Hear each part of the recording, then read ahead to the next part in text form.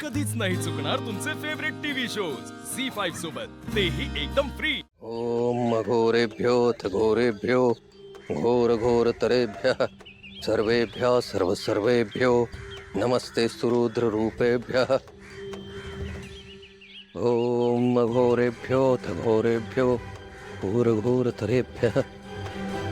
बाबा बाबा बाबा, मी तुम्हाला गेले कित्येक दिवस पाहतोय। तुम्ही एकाच जागी एकाच पायावर उभे आहात, अन्नाचा एक कण घेत नाही आणि पाणी सुद्धा पित नाही। मला तुम्ही खूप मोठे साधू पुरुष वाटताय बाबा। माझ्यासोबत तुम्ही माझ्या घरी चला बाबा, माझा पाहुणचार स्वीकारायला, आणि मला आशीर्वाद द्या बाबा। तुमच्या आशीर्वादाने माझी भरभराट होईल। मला आशीर्वाद द्या बाबा। भरभराट? अरे, ज्या ऐहिक सुखापासून दूर जाण्यासाठी प्रत्येक संन्यासी प्रयत्न करतो, त्या ऐहिक सुखाची गुरुकिल्ली समजता तुम्ही संन्याशाला? अरे मूर्खा, तुला जर भरभराट हवी असेल, तुझा उत्कर्ष व्हावा असं जर तुला वाटत असेल, तर भुकेल्याला अन्न दे, निराधाराला आधार दे, निराश्रिताला छत दे, आणि हे सगळं निस्वार्थ भावनेने कर। परमेश्वर तुझं कल्याण करेल। जा। नाही नाही, तरी मला आशीर्वाद द्या बाबा। दूर हो, दूर हो, लांब हो म्हटलं ना, निघून जा म्हणून सांगितलं ना तुला। स्पर्श करू नकोस।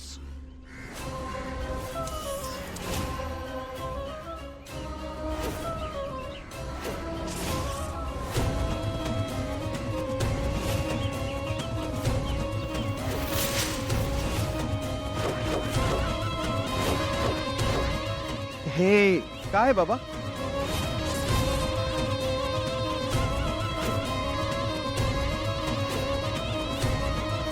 खबरदार, हात लावायला जाशील तर भस्म होशील। दिव्य कवडी आहे ती।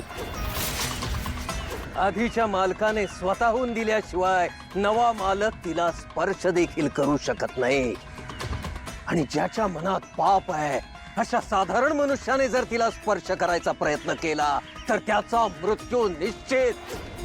तिला स्पर्श करायचा प्रयत्न केलास ना, तर जे आयुष्य जगण्यासाठी भरभराट मागतो आहेस, ते आयुष्यच राहणार नाही तुझ्याकडे।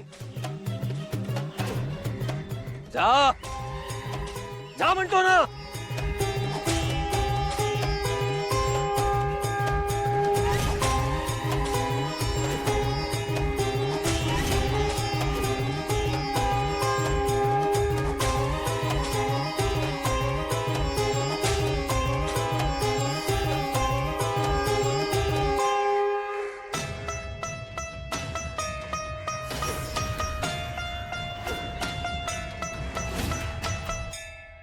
मीरा,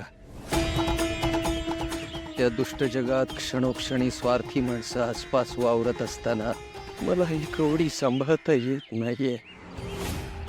तू तर एका अत्यंत दुष्ट प्रवृत्तीच्या जवळ आहेस। कशी सांभाळणार आहेस तू ती कवडी?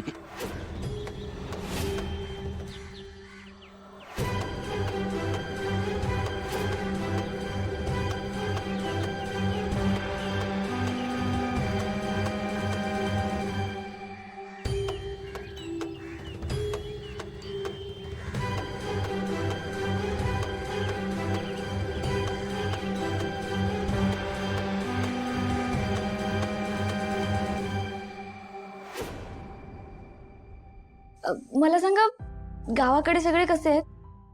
बाबा कसे आहेत? तुम्ही भेटता ना रोज त्यांना? ताई, काका गावाकडे सगळे व्यवस्थित आहेत। दादा गावातच असतो ना, मी भेटतो ना रोज त्याला। नको काळजी करूस बाळा। काका, मला बाबांची खूप आठवण येते। नक्की बरे आहेत ना ते?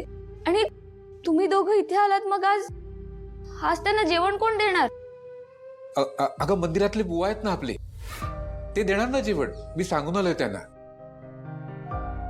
बाळा, तू तुझ्या इथल्या कामांकडे लक्ष दे, या घराकडे लक्ष दे। तू नको काळजी करूस, कामात काही कसूर होऊ देऊ नकोस बाळा। काका, मी रोज स्वतःला हेच समजवत असते की फक्त काही दिवसांचाच प्रश्न आहे, पण मला नाही राहत। मला बाबांची खूप आठवण येते। मला काळजी वाटते हो त्यांची.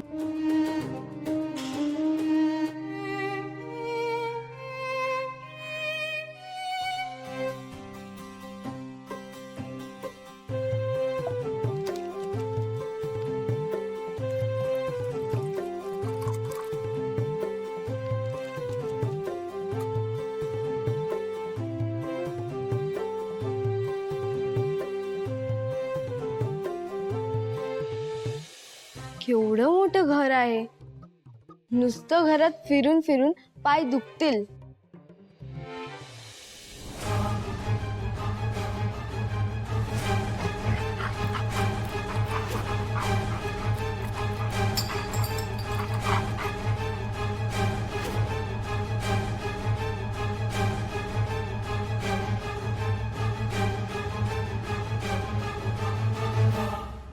काय झालं? कसला आवाज आला?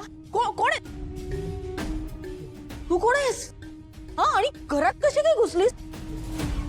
तुला काय वाटलं घरात कोणी राहत नाही? हा, आणि चोरी करायला आलीस इथे? अहो मी चोर नाही. मीराताईची. अच्छा, ती भिकारडी मीरा. मला वाटलंच होतं एक ना एक दिवस ना रस्त्यावरच्या भिकाऱ्यालाही घरात आणणार. तसं नाहीये. काय तसं नाही? काय तसं नाहीये? काय तसं नाहीये? हा, नाही नाही, मला तुमच्या भिकारड्यांचं ना सगळं माहितीये व्यवस्थित. गोड गोड बोलून घरात घुसायचं, हा, चोरी करायची आणि पळून जायचं. हा, ते तू फ्रीजला हात लावून ज्यूस घेतलास त्याच्यात ना. हे आता सगळं तू आवरायचंस. हे सगळं साफ करायचंय. आता तू इथेच उभी राहा, हलायचं नाही येत ना अजिबात.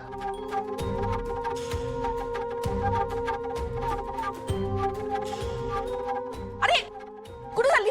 कुठे पळून चालली? मी सांगितलं होतं ना तुला इथे उभं. इथे इथे ये, इथे ये. ठीक आहे, फडका आणि पुसते आणि सगळं नीट स्वच्छ पुसायचंय. कळलं ना? धर्मशाळा करून ठेवली आहे घराची.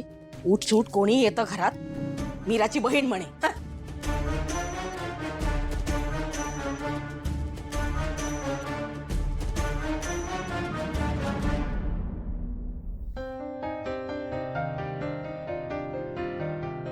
एक्सक्यूज मी, कोण आहेस तू आणि तू हे का करतेस? मी ते. थांब एक मिनिट. प्रिया, नको नको साहेब, कोणाला नका बोलू.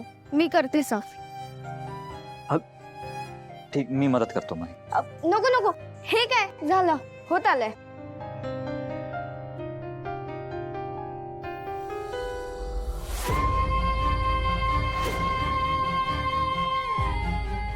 श्रद्धा, श्रद्धा काय झालं? अगं तू फरशी का पुसतेस? ताई ते.